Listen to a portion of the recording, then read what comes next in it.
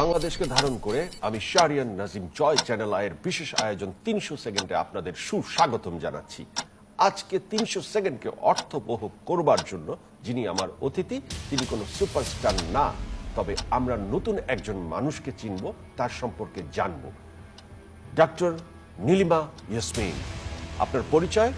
আপনি ৩৯তম বিসিএস এ প্রথম স্থান অধিকার করেছেন, আপনার অনেক প্রতিবন্ধকতা থাকা সত্ত্বেও। আসলে প্রতিবন্ধকতা বলতে যেটা বোঝায় আমি বলবো যে সেটা না। আসলে একটা স্টুডেন্ট লাইফেই হঠাৎ সাডেনলি আমার বাবার ডেথ হওয়ার পরে আমার বিয়ে হয়ে যায়। এবং স্টুডেন্ট লাইফে একটা বিবাহিত অবস্থায়ও আমি বেশ ভালো রেজাল্ট করেছিলাম একটার পর একটা। এটার কারণেই হয়তো বা প্রতিকূল পরিস্থিতি আপনি এবং বলছেন। আপনার একজন সন্তানও? জি, আমি আমার বেবি প্রেগন্যান্সি অবস্থায় আমি ইন্টার্নশিপ কমপ্লিট করেছি।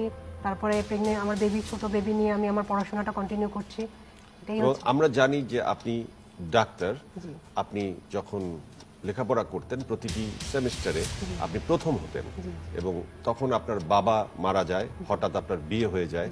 তারপর যখন আপনার বেবি হয়, তারপরে দেখা গেছে যে বিসিএস দেবার প্রস্তুতি নিয়েছেন, সাথে সাথে এফসিপিএসও আপনি পরীক্ষা দিয়েছেন আপনার ছোট বেবি নিয়ে, এবং সব জায়গাতেই আপনি প্রথম স্থান অধিকার করেছেন, এবং আপনি প্রধানমন্ত্রীর থেকে পুরস্কারও পেয়েছেন 2017 স্বর্ণপদক, প্রাইম মিনিস্টার গোল্ড মেডেল, যেটা হচ্ছে সর্বোচ্চ স্কোরের জন্য প্রতিটি ইউনিভার্সিটির আন্ডারে আমাদের প্রধানমন্ত্রী শেখ হাসিনা প্রতি বছর দিয়ে থাকেন। এই যে লেখাপড়া করা এবং এই যে ভালো রেজাল্ট করা, ইচ্ছে থাকলে করা যায়, সাধারণ শিক্ষার্থীদের জন্য আপনার পরামর্শ কি? আমি যেটা বলবো যে প্রতিটা মেডিকেল সেক্টর, যেটা আমাদের মেডিকেল সেক্টরটাই ডিপেন্ড করছে পড়াশোনার উপরে, হার্ডওয়ার্কের উপরে, স্টাডির উপরে। তো সময়টা যেটা আমাদের খুবই কম সময়ের মধ্যে, আমাদের লাইফে একটা জিনিসই থাকে যে ফোকাস, গোল থাকে। সে গোলটা হচ্ছে পড়াশোনা। আমাদের সারাউন্ডিংসে অনেক অনেক প্রবলেম আসে, আমাদের ফ্যামিলিতে অনেক প্রবলেম আসে, আমাদেরকে দেখা যায় পড়াশোনা করতে গিয়ে আমরা পিছিয়ে পড়তে যাই, অনেক সময় ফ্রাস্ট্রেটেড হয়ে যায়। সেই ফ্রাস্ট্রেশনটাকে এক সাইডে রেখে কেউ যদি ফোকাস থাকে, গোলে যদি ঠিক থাকে, তাহলে আমি আশা করি সবাই সফল হবে। আপনি প্রতিদিন নিয়ম করে কত সময় ধরে লেখাপড়া করতেন? এটা তো হচ্ছে এক্সাম ওয়াইজ। যেমন আমি যখন এফসিপিএস পরীক্ষা দেই, তখন আমার বিসিএস, আমি 38 বিসিএস অ্যাটেন্ড করি। সেটা হচ্ছে আমার 38 বিসিএস ছিল 29 ডিসেম্বর, আমার এফসিপিএস পরীক্ষা ছিল 3 জানুয়ারি। আমার বেবি তখন ব্রেস্ট ফিডিং ছিল, 3 মান্থ হবে। ওই 3 মান্থের বেবি নিয়ে আমি এফসিপিএস এর পড়া প্লাস বিসিএস এর পড়া দুইটাই কন্টিনিউ করেছি। দেখা গেছে যে আমি দিনের পর দিন ঘুমাতে পারিনি। আমরা জানি যে লেখাপড়ায় মনোযোগী হবার জন্য পেছনে নেপথ্যে কারো ভূমিকা থাকে, কোনো টিচারের বা কোনো বাবার ইচ্ছাতেই। আমার অনেক জায়গায় আমি যখন অ্যাডমিশন টেস্ট দেই, আমি ডাক্তারি ছেড়েও আমার অনেকগুলো স্কোপ ছিল। আমি ঢাকা ইউনিভার্সিটিতে চান্স পেয়েছিলাম।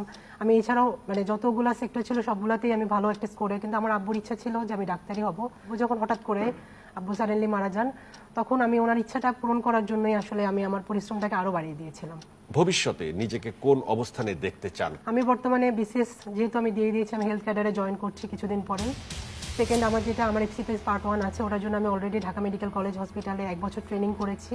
সেটা হচ্ছে অবস্টেটিক্স অ্যান্ড গাইনোকোলজি সাবজেক্টের উপরে। বর্তমানে আমি বঙ্গবন্ধু শেখ মুজিব মেডিকেল ইউনিভার্সিটির আন্ডারে এমএস কোর্স, যেটা এমএস রেসিডেন্সি কোর্স। এছাড়াও আমি লন্ডনের royal college of obstetrics and গাইনোকোলজির আন্ডারে যে এমআরসিওজি পার্ট 1 পরীক্ষাটা হয়, সেটাতেও আমি পাশ করেছি। সেটাও আমার কমপ্লিট করার ইচ্ছা আছে। সবকিছু কমপ্লিট করলে আল্লাহর রহমতে আমি ইনশাআল্লাহ যে একজন গাইনোকোলজিস্ট হিসেবেই বাংলাদেশের একজন সফল চিকিৎসক হতে পারি, আমি ওই জায়গাটাতে কাজ করব। ভালো ডাক্তার হবার পর দেশ ছেড়ে বিদেশে পাড়ি জমানোর কোনো ইচ্ছে কি আছে? বিদেশে পাড়ি জমানোর ইচ্ছে নেই, তবে আমার কাজটা যাতে বিদেশিরা জানে। আমাকে যে ওয়ার্ল্ড ওয়াইড একটা সেক্টরে কাজ করার জন্য যে বিদেশে পাড়ি দিতে হবে তা কিন্তু না। আমি এখানে থেকেও আমার গবেষণা, আমার জায়গাটা থেকেও আমি ভালো করতে পারি, এবং আমার নামটা বিদেশ ওয়ার্ল্ড ওয়াইড।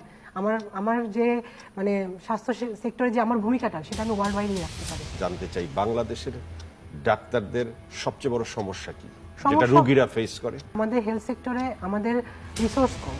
আমাদের দেখা যায় একটা টার্সিয়ারি লেভেল হসপিটাল, যেখানে 1000 একটা বেডের হসপিটাল, সেখানে আমাদের রোগী ধারণ ক্ষমতা 1000, সেখানে 5000, 6000, এর চাইতে বেশি এমার্জেন্সি কেস আমরা ফিল করছি। আমাদের ডক্টরের সংখ্যা কম, হসপিটাল ফ্যাসিলিটিস কম, রিসোর্স কম, সেটার মধ্যে দিয়ে আমরা ডাক্তাররা সর্বোচ্চ চেষ্টা করছি। একটা হসপিটাল রিলেটেড যত প্রবলেম সব কিন্তু ডক্টর দেখে না, ডক্টর একটা অংশ মাত্র সেখানকার। কিন্তু রোগীরা মনে করেন যে মনে হয় যে সবকিছুই ডাক্তার দেখেন, কোনো কিছু হলে সেই দোষটা আসলে আলটিমেটলি যে ডাক্তারের উপরে, যে ডাক্তারের কারণে এটা হয়েছে। ওষুধ পাচ্ছে না ডাক্তারের কারণে, বেড পাচ্ছে না ডাক্তারের কারণে। তো এগুলো কিন্তু ডাক্তারদের দেখার কথা না। ডাক্তার একটা সুন্দর পরিবেশে, একটা সুন্দর এনভায়রনমেন্টে পেশেন্ট দেখবেন এবং তাদেরকে চিকিৎসা দেবেন। সেই এনভায়রনমেন্টটা যদি আমাদের গভর্নমেন্ট নিশ্চিত করতে পারেন, আমরা আশা করি কোনো সমস্যাই আর থাকবে না।